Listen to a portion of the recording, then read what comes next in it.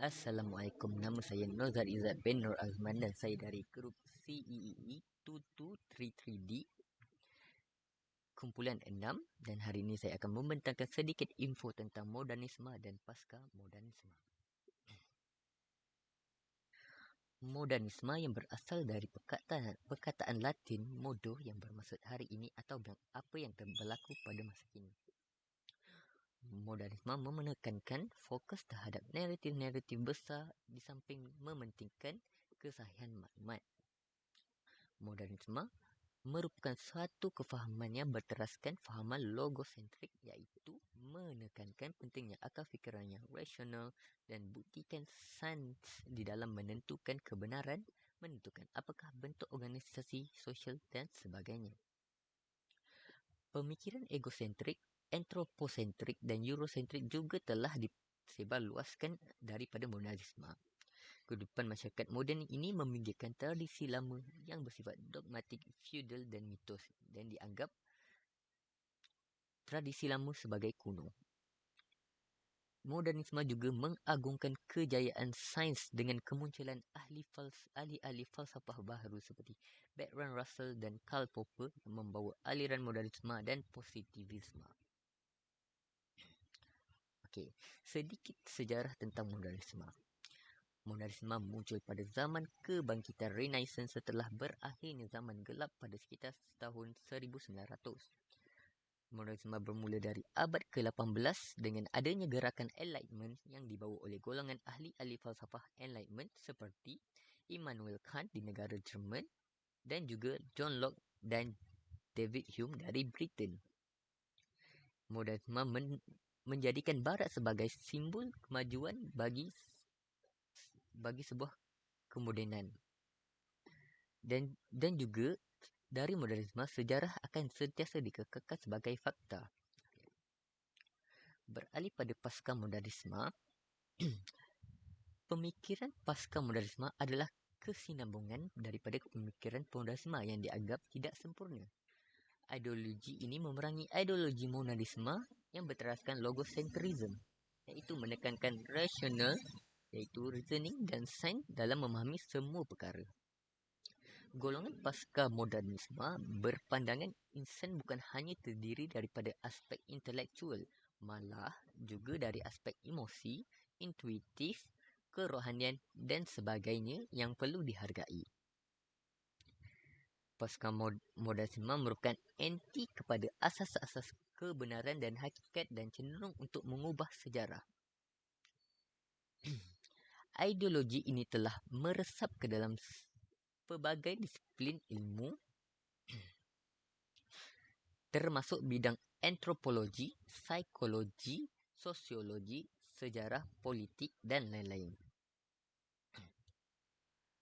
Dari pasca modernisme, agama dianggap boleh diubah oleh akal New Age dan perlu disesuai dengan budaya dan masa kesemasa manusia. Fokus terhadap naratif-naratif kecil sahaja bagi mensahihkan sebuah maklumat. Kebenaran bergantung pada konstruksi budaya semata-mata.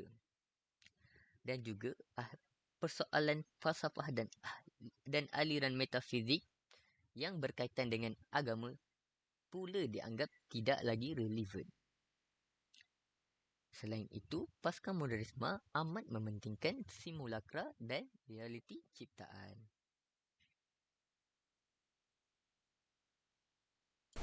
Salam sejahtera dan selamat tengah hari. Nama saya Andrew dan hari ini saya akan membentangkan ciri-ciri modernisme dan pasca modernisme. Antara ciri-ciri modernisme adalah ia berasal dari barat. Pahaman modernisme ini wujud sejak zaman Renaissance lagi. Perkataan remodernisme juga boleh dikaitkan dengan perkataan reformasi yang membawa maksud pembentukan semula atau perubahan kepada sesuatu yang lebih baik. Manakala dalam bahasa Arabnya pula, modernisme dikaitkan dengan perkataan tajdid dan juga mujaddid. Perkataan tajdid membawa maksud memperbaharui dan manakala mujaddid merupakan yang melakukan pembaharuan. Pahaman modernisme juga adalah sangat mengamalkan konsep rasionalisme di mana mereka mengamalkan pemikiran sains dan juga sejarah. Ciri-ciri pasca modernisme pula adalah berasal daripada kegagalan pemahaman modernisme. Pasca modernisme ini bezanya adalah bersifat lebih global. Ia mementingkan kebaikan kepada seluruh dunia dan bukannya kepada kelompok tertentu sahaja. Pasca modernisme juga tidak mempercayai kepada kewujudan Tuhan. Mereka tidak menerima pahaman beransurkan agama dengan serta-merta. Mereka juga tidak mengambil perkara lalu sebagai panduan. Hal ini kerana mereka tidak lagi mempercayai akan konsep modernisme yang merupakan konsep yang gagal dalam menghalang segala perkara, antaranya adalah menghalang peperangan. Seterusnya adalah pandangan Islam terhadap modernisme. Antara beberapa pandangan yang boleh kita perolehi antaranya adalah Islam menganggap modernisme adalah jajahan dari Barat. Antara artikel dan juga contoh yang kita perolehi adalah dampak modernisme dilihat perkembangan Indonesia Timur daripada Pilus Kopiu pada tahun 2020. Perkara ini menjelaskan bagaimana modernisme dibawa oleh orang-orang Barat dan dibawa ke negara Indonesia. Seterusnya adalah penerapan pemikiran secara sekularisme. Antara contohnya adalah melalui George Jacob Holyoake pada tahun 1906. Dan pandangan Islam terakhir adalah menimbulkan keresahan di antara umat-umat Islam. Contohnya adalah Muhammad Abduh pada tahun 1905. Beliau merupakan pengamal modernisme di antara umat Islam dan hal ini telah menyebabkan beberapa perselisihan fahaman antara umat-umat Islam pada masa itu. Antara kesan-kesan modernisme yang terhadap Islam yang dapat kita lihat adalah kehancuran adab dan budaya. Contohnya adalah pemakaian Barat yang menjolok mata. Seperti kita ketahui, Islam sangat mementingkan adat istiadat dan juga kesopanan. Pemakaian yang menjolok mata adalah sangat bertentangan dengan adat istiadat Islam. Seterusnya adalah muzik Barat yang berunsurkan keganasan.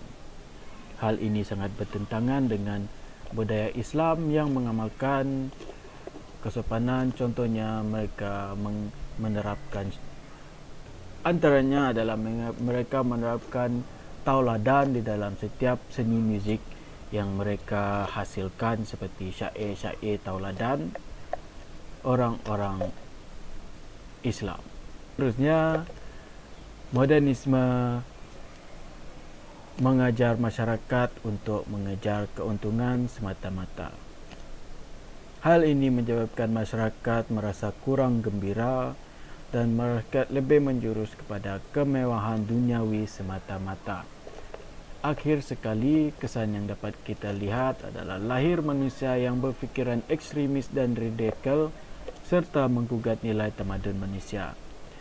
Antara contoh pada masa kini adalah wujud budaya seperti LGBTQ yang sangat bertentangan dengan agama Islam.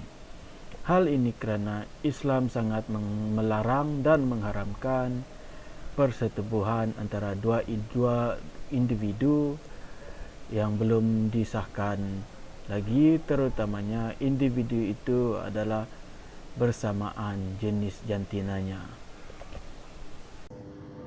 Okey, seterusnya kita ke cabaran umat Islam dalam era modernisme. Yang pertama, terlalu bebas menyuarakan pandangan yang hanya mengikut nafsu tanpa mengira pandangan agama. Hal yang sedemikian kerap berlaku dalam golongan anak-anak muda sekarang yang percaya dan taksub untuk memperjuangkan hak mereka sehingga terkadang agak melampaui batas dalam konteks larangan agama.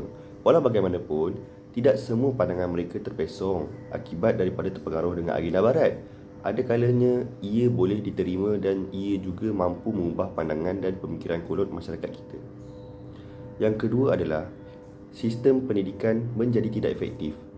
Hal ini kerana hilangnya kuasa guru untuk menerapkan etika dan moral ketika dalam waktu persekolahan. Anak muda perlu tahu dan rasa tentang kegagalan sewaktu di persekolahan dan juga tentang hukuman yang setimpal jika mereka melakukan kesalahan. Tetapi kini, ibu bapa terlalu memanjakan anak seperti budaya barat sehingga menuding jari ke guru kerana menghukum anaknya yang melakukan kesalahan. Yang ketiga, mengadaptasikan fahaman barat ke dalam institusi supaya bersesuaian dengan agama. Kita juga perlu menitikberatkan tentang peredaran masa yang berlaku di sekeliling kita, misalnya aspek pendidikan. Namun, perkara tersebut tampak sulit kerana fahaman-fahaman moden dan barat kebiasaannya bukan budaya dan juga bukan norma kebiasaan masyarakat kita. Yang keempat, institusi keluarga yang rapuh. Institusi keluarga yang rapuh adalah kerana nilai akhlak dalam agamanya yang lemah. Hal ini akan menyebabkan anak-anak terjebak dengan gejala sosial tanpa sebarang sepadan agama dan akhlak. Mereka mengejar kebebasan, kemewahan serta berbuat sesuka hati tanpa batasan. Unit keluarga yang lemah akan menyebabkan anak-anak mengalami masalah sosial tanpa sebarang garis panduan agama atau moral. Mereka mengejar kebebasan, kemewahan dan kekurangan kekangan. Contoh yang diberikan oleh Profesor Ulung Negara Profesor Tan Sri Dr. Muhammad Kamal bin Hassan. Contoh gerakan yang benar-benar berbahaya dan mencabar budaya manusia yang beradab, nilai agama tradisional dan akhlak yang suci ialah perjuangan golongan liberal masyarakat barat seperti gerakan feminis dan juga LGBT. Hal ini kerana mereka mensasarkan untuk berjaya melahirkan keluarga yang tidak lagi terdiri daripada lelaki dan wanita, suami, isteri dan juga kanak-kanak. Baiklah, berikut adalah kaedah penyelesaian bagi institusi pendidikan. Yang pertama, kita boleh menerapkan subjek elektif tentang moral dan etika.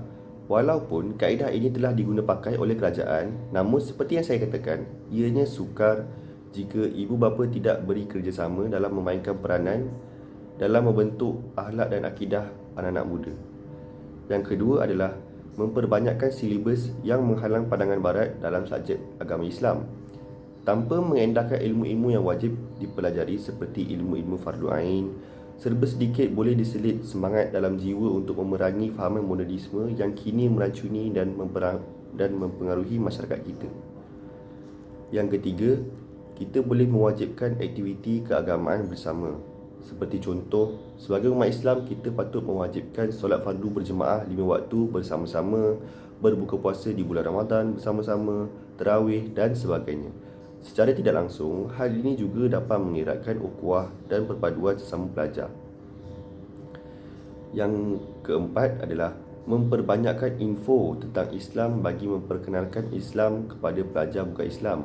Sama seperti tasawuf Islam, hanya saja kita perlu lebihkan sejarah-sejarah tokoh Islam di dalam subjek mata pelajaran yang lebih penting seperti sejarah yang wajib lulus untuk mendapatkan CGSPM. Sebagai kesimpulan dari hasil penyelidikan saya di atas, fahaman ini merupakan ideologi golongan orang-orang yang berfikiran cetek. Pemikiran pasca modernisme ini lahir dari pemikiran barat yang merupakan respon terhadap fenomena modernisme di barat. Selain itu, memberi satu fahaman yang tidak pasti dan mampu meracuni pemikiran masyarakat. Ini membuktikan bahawa kacukan kemodenan yang diprojekkan kepada umat Islam adalah antara cabaran yang paling bahaya kerana ianya menggugat akidah masyarakat setelah boleh mempengaruhi umat Islam untuk bebas merosakkan akidah dan akibatnya boleh terpesong mengikut era kemodenan. Dan sebagai cadangan saya, mendalami dan menghayati bidang ilmu pengetahuan dari usia kecil lagi. Ilmu pengetahuan dapat membolehkan manusia keluar dari kegelapan dan kekeliruan yang cuba mempengaruhi minda-minda umat Islam dan lagi menyesatkan mereka melalui kemodenan. Peranan ibu bapa yang seharusnya memantau aktiviti anak-anak amat perlulah ditekankan supaya anak-anak tidak akan mudah tercenderung mengikut ditenggelami era kemodenan. Semangat saling menghormati antara sesama budaya hendaklah sentiasa dipupuk agar kemakmuran negara sentiasa dijamin. Kemodenan adalah satu keperluan demi membangunkan sesebuah negara dan masyarakat supaya tidak ketinggalan. Akan tetapi, mengejar kemajuan bukanlah bermaksud nilai-nilai murni, adat, bangsa dan agama dan juga akidah perlu digadaikan. Sekian dari kumpulan 6. Terima kasih.